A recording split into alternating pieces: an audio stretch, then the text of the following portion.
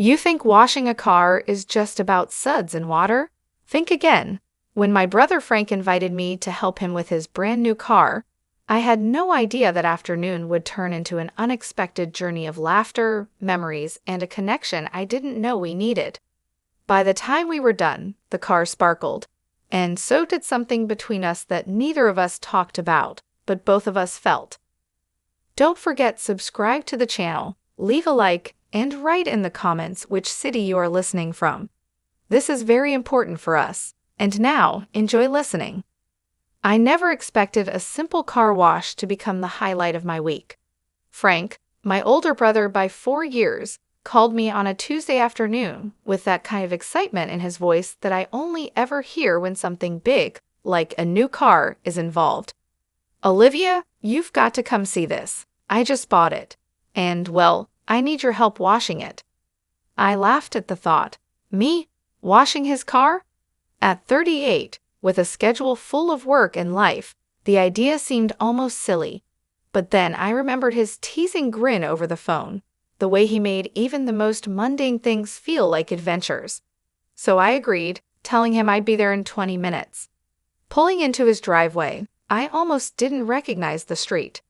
There it was, gleaming under the late afternoon sun. A sleek, cherry-red sports car, the kind that makes people turn their heads and whisper. Frank was already leaning against it, arms crossed, looking like a kid who just got the best Christmas gift ever. His excitement was contagious. "Come on, Olivia. You have to see it up close," he said, opening the passenger door for me like I was some guest of honor. I ran my hand along the smooth curves of the car. It was absurdly shiny, the kind of polish that made me think of mirrors reflecting sunlight in almost painful brilliance. I could see my own face in the hood as if it were a canvas. "Wow," I breathed. "It's beautiful." Frank chuckled. "Beautiful? That's the understatement of the year. Help me wash it, though. You'll see what I mean." We dragged out buckets, sponges, and soap, the familiar scent of car shampoo filling the air. There was something about working together like that, doing something ordinary that felt intimate. Frank handed me the first sponge, and I felt a little thrill at the touch of his hand brushing mine. Innocent, sure, but there was a spark, a quiet warmth that lingered longer than it should have. We worked side by side, moving in a rhythm that didn't need words. Occasionally, he'd squirt a little soap onto my sponge in a playful gesture, and I'd flick some water back at him. We laughed, genuinely, the kind of laughter that reaches your chest and refuses to let go. The neighborhood seemed to vanish. It was just the two of us, the red car, and a gentle breeze that carried our jokes down the quiet street. At one point, Frank leaned over to rinse the windshield, and I caught his eyes meeting mine in the reflection. There was a flash of something I couldn't quite name, nostalgia, maybe, or the simple comfort of shared history. Growing up, he'd always been the protector, the one who teased but also knew when to listen. That afternoon, it felt like we were rediscovering that connection, adult to adult, in a new way. "Remember when we tried washing Dad's old truck and ended up with soap in our hair?" I asked, smiling at the memory. Frank laughed, shaking his head. "I think Mom was ready to disown us that day. You had bubbles down your back and everything." I was determined to get every spot, I teased, "and you just kept splashing me." He grinned. "Maybe I still do." The sun began to lower, casting golden streaks across the driveway. Water droplets sparkled like tiny diamonds on the car's surface, and I felt a strange mix of pride and serenity watching it all come together. It was more than just cleaning a car. It was about pausing, being present, and sharing a moment without distractions. We moved on to the wheels, crouching low and scrubbing together. I noticed little things, how his hands were strong but careful, how he looked up at me with that familiar teasing smile that never failed to make me warm inside. I felt something shift in the air, subtle, unspoken. We weren't just brother and sister in that moment. We were companions, allies in silliness and labor, with an emotional intimacy that didn't need labels or explanations. Finally, after what felt like hours but was probably just an afternoon, We stood back and admired the result. The car gleamed like it had been kissed by the sun itself. I felt a quiet satisfaction, a shared pride. Frank clapped me on the shoulder, and for a brief second, I didn't just feel his gratitude. I felt his care, his trust, the kind of bond that only comes from decades of knowing someone inside and out. "You did great," he said, smiling. "I couldn't have done it without you." I smiled back, feeling a warmth that had nothing to do with soap or sun. Neither could I. This was kind of perfect. As we packed away the buckets and rinsed off our hands, the world seemed a little softer, a little kinder. It was a small day, an ordinary task, but it left me with a feeling of closeness I hadn't realized I'd been craving. Washing a car, I thought, could be surprisingly profound when you share it with the right person. After we finished putting the car away, Frank suggested we grab a couple of cold drinks and just sit on the driveway for a bit. The sun had dipped lower, painting the sky in shades of pink and gold, and the air smelled faintly of freshly cut grass and the soap from the car. It was one of those moments where time seemed to stretch, and I didn't feel like moving anywhere else. "Sit down," he said, patting the driveway beside him. I hesitated for a split second, but then did, letting my legs fold comfortably to the side. He popped open 2 cans of soda and handed me one, the fizz tickling my nose as I took a sip. We leaned back, shoulders almost brushing. I couldn't help noticing the way he seemed so relaxed, unguarded, almost like a younger version of himself. And I felt it, the gentle, subtle pull between us, the quiet closeness that wasn't just about being siblings anymore. There was laughter in his eyes, yes, but also something softer, something I hadn't realized I'd missed. "You know," Frank started, taking a sip himself, "I wasn't just excited about the car. I was hoping, I wanted to spend some time with you. Just us." I felt a small flutter in my chest. The words were simple, casual even, but the meaning behind them was huge. I had spent so long thinking of Frank as just my brother, the one who'd tease me and occasionally annoy me with his stubborn streak, that I'd forgotten how much I actually enjoyed being near him, talking to him, laughing with him. "I'm glad you asked me," I said honestly, my voice softer than I intended. "I needed this, more than I thought." He smiled, that familiar, easy smile that made me feel like we were sharing a secret only the two of us understood. "Me too," he said, and then laughed lightly. "I guess washing a car can turn into a therapy session." I chuckled, feeling the tension of the week melting away. Work, bills, the endless responsibilities, they all seemed so distant now. Sitting there with Frank, watching the sun slide behind the trees, I realized how much I'd been craving connection, real connection, and not just casual conversation. As we talked about everything and nothing, childhood memories, old pranks, even our favorite movies, there was a rhythm to it, a comfort. At one point, he leaned just a bit closer to hand me a napkin for some soda drips, and our hands brushed. It was such a fleeting touch, but it sent a strange warmth up my arm, a reminder that human connection can be subtle and powerful at the same time. "You know," Frank said after a moment, looking at the car again, "I've always liked these little rituals. Washing a car, working on something together. It's like, we get to leave the world behind for a while." I nodded, feeling my heart swell. "Yeah, I didn't realize how much I needed that. Just being here with you." He turned to look at me, really look, in that way that makes you feel seen. I caught the brief flicker of something deeper, maybe recognition, maybe a shared understanding of what this moment meant.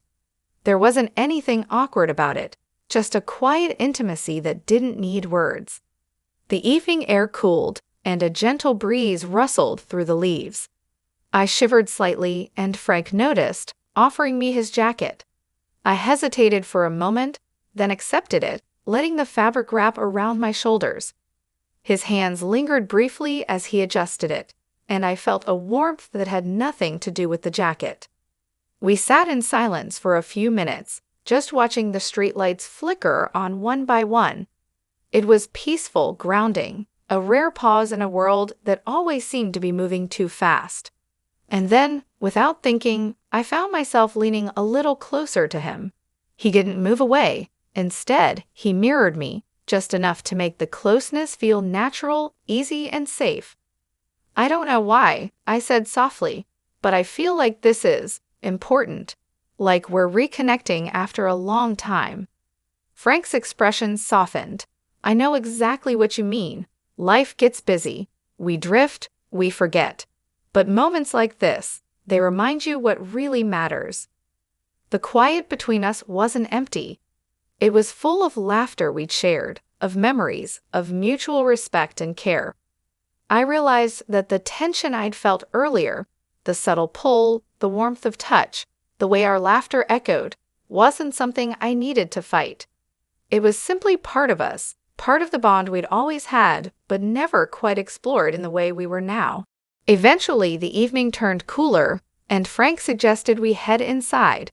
But even as I followed him into the house, I felt the residue of that driveway moment linger. The warmth, the connection, the unspoken understanding. It wasn't about romance. It wasn't about crossing boundaries. It was about recognizing each other, appreciating each other, and rediscovering a closeness that life had somehow buried under responsibilities and routines. As I went home that night, I found myself smiling more than usual. The day had started as a simple errand, washing a car, but it had become a revelation. I realized that connection isn't always flashy or dramatic. Sometimes it's quiet, subtle, and deeply emotional, like the gentle brush of hands, a shared laugh, or a moment of silence that says more than words ever could. That night, as I fell asleep, I thought about Frank, about the car gleaming in the driveway, about the laughter and the quiet closeness we'd shared. And I knew, without a doubt, that the bond we had, my brother and I, was something rare, something worth cherishing in every little moment, no matter how ordinary it seemed on the surface. The next weekend, Frank called me again, and this time his invitation was even more casual, almost conspiratorial. "Olivia," he said, "I was thinking we could take the car out for a little spin. Nothing fancy, just a drive down by the lake. Want to come?" I hesitated for a second, then felt that familiar pull, the same one I'd felt the last time we washed the car together. It wasn't about the car or the drive. It was about him. "Sure," I said, trying to keep my voice casual, though my heart was a little faster than usual. The drive started off quietly, the kind of comfortable silence that only exists between people who really know each other. Frank drove with ease, hands on the wheel, eyes occasionally flicking toward me with a mixture of amusement and care. The sunlight danced across the hood of the car, and I found myself relaxing, letting the wind play with my hair and the scent of pine and lake water fill the car. "Remember when we used to sneak out to the lake after school?" he asked suddenly, glancing at me. I laughed softly, the memory clear as if it had happened yesterday. "Yeah, we'd skip chores, pack sandwiches that mostly fell apart, and argue about who got to skip stones first." He smiled, and for a moment, the years melted away. There was my big brother, full of mischief and laughter, and there was me, younger, freer, and utterly happy just being in his company. But this time, it wasn't just nostalgia. It was a deeper recognition of the bond that had carried us through adulthood, through responsibilities, through everything. We pulled up near the lake, a quiet cove where the water lapped gently against the shore. The car gleamed in the late afternoon sun, and Frank parked a little distance from the few families enjoying the weekend. We got out, stretching, letting the air wash over us. I noticed how his presence always seemed to anchor me, and I realized I didn't just enjoy spending time with him, I craved it, in the way you crave comfort and understanding. We wandered closer to the water, shoes in hand, the soft sand cool under our feet. Frank picked up a few smooth stones, tossing them carefully into the lake. I watched the ripples spread, mesmerized by the simplicity of it all. "You always had a better aim than me," I said with a chuckle, picking up a stone of my own. Still do, he teased, handing me a second stone. Come on, show me you've still got it. We spent the next hour tossing stones and laughing at our competitive streaks, the tension from our previous encounters, the subtle, unspoken closeness was there, but it felt lighter, more natural now. It wasn't awkward or heavy. It was comforting, like being home. At one point, we sat on the edge of the dock, our legs dangling above the water. I felt the warmth of his shoulder against mine, subtle but reassuring. I didn't move away. Instead, I let myself enjoy the sensation, the quiet intimacy, the way our years of shared history seemed to fold into a single perfect moment. You know, I never realized how much I missed this, Frank said quietly, almost to himself. Missed what? I asked gently. This, us, just talking, laughing, being together without all the chaos of life pulling us apart. I nodded, feeling the same truth. Me too. I think I've been so focused on everything else that I forgot how good it feels to just be with someone who gets you. We stayed there a long time, letting the sun sink lower, painting the sky in orange and purple streaks. The water reflected the colors, and I felt a kind of peace I hadn't known I'd been looking for. It was the kind of moment that doesn't need dramatic gestures. It just exists, quietly, perfectly. Finally, Frank turned to me, his expression serious but gentle. Olivia, I want you to know, I don't take these moments for granted. With you, it feels different, special, in a way I can't really explain. I felt a lump in my throat, emotions rising that I hadn't expected. I feel the same way, I admitted softly. It's not just nostalgia or fun, it's connection, something I don't get anywhere else. We sat in silence for a while longer, simply breathing, sharing the unspoken understanding that had grown between us. It wasn't about crossing boundaries or changing the nature of our relationship. It was about acknowledgement, about seeing each other fully, emotionally, and appreciating that bond in a deeper, more conscious way. As we drove back home, the car humming smoothly beneath us, I realized that moments like these were rare.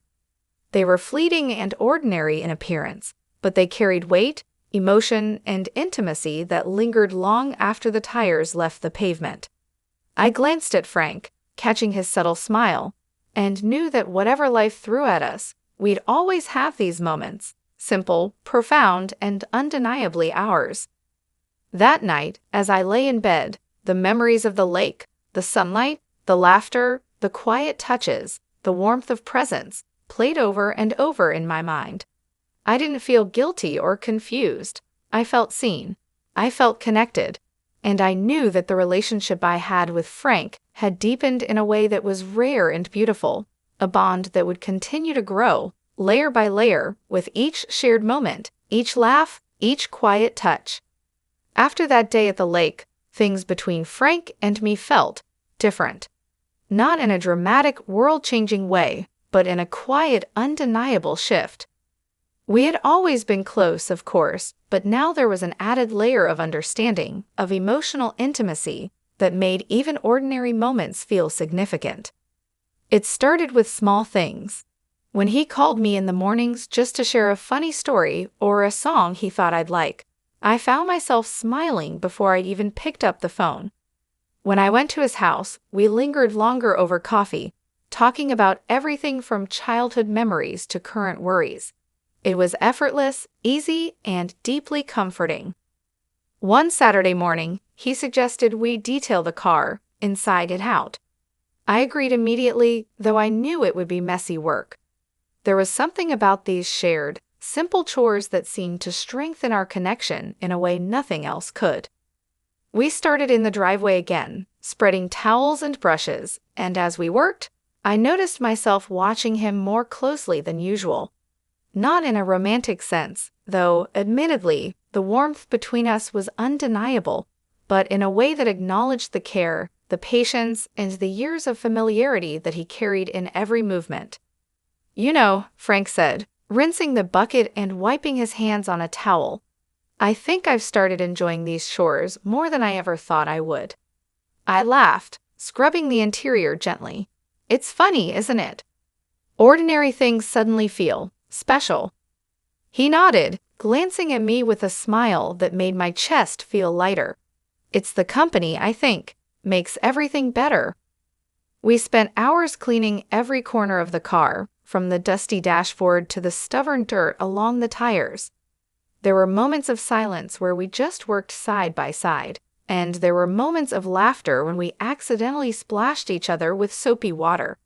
And in those moments, I realized that this was what connection felt like: the simple, shared effort, the understanding glances, the quiet reassurance that someone else cared about the small things in your life as much as you did. By the time the car gleamed in the sunlight, we were both tired but happy. Frank leaned against the hood, stretching, and I joined him, brushing my hair back from my face. The air smelled faintly of soap, warm asphalt, and sunlight, and I felt a deep, almost meditative contentment. "You know," I said, "we've been through a lot, haven't we? Life, work, all of it. But moments like this, they remind me what really matters." He looked at me, his eyes soft, reflecting the sun on the hood. "Exactly. And I hope we never forget it. Not the car, not the chores, but us. Just being us." I nodded, feeling a lump in my throat that was more gratitude than anything else. "I won't forget, and I don't want to." There was a long pause, a comfortable silence that carried more meaning than words ever could.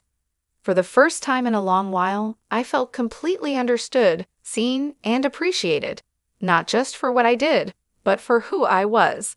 That evening, as I drove home, I looked in the rearview mirror at the car glinting in the sun and smiled. I thought about Frank, about our laughter, our quiet moments, and the subtle warmth between us that didn't need a name. It was enough to know that we had each other, that we could share ordinary things and make them extraordinary. Over the next few weeks, we continued our small rituals, washing the car, taking short drives, sharing coffee and conversation. Each moment felt like a thread weaving us closer together, not in a way that threatened the boundaries of family, but in a way that deepened the bond we had always shared. And I realized something important about myself.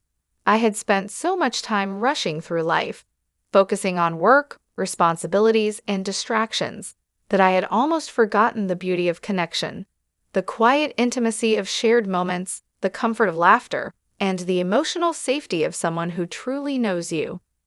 Frank reminded me of that, not through grand gestures, but through presence, patience, and care. He reminded me that life's meaning often hides in the small, simple moments, the chores we do together, the laughter we share, the drives we take without thinking about where they lead. That night, as I lay in bed, I reflected on the past few weeks and the surprising lessons they had brought. Connection isn't always flashy. Intimacy isn't always romantic. Happiness doesn't always come in grand gestures. Sometimes it comes in the soft, consistent warmth of someone who makes you feel seen, valued, and understood. And in that, I found a kind of peace I hadn't realized I was missing. Washing a car with my brother had turned into something far more than an errand. It had turned into a journey of trust, care, and emotional discovery. I smiled to myself, thinking about Frank and our quiet adventures, the car, the lake, the driveway, the laughter, and I knew that, no matter what, our bond had grown stronger. We had learned to see each other fully, to appreciate the little moments, and to recognize the emotional threads that connect us in ways that matter the most. And that, I thought as I drifted off to sleep, was worth more than any car, any chore, or any ordinary afternoon.